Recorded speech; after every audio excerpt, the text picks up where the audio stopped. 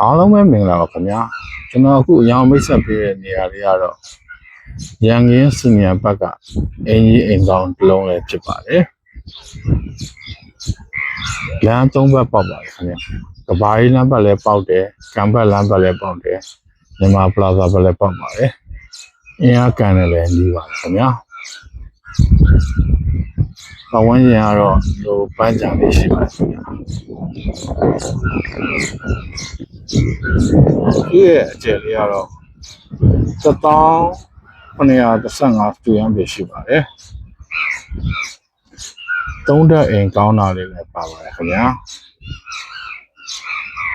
ရေကူးကန်လည်းပါတယ်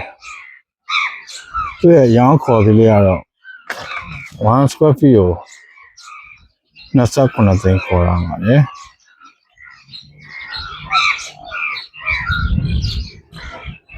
တင်းကြီး2,890,000ဖြစ်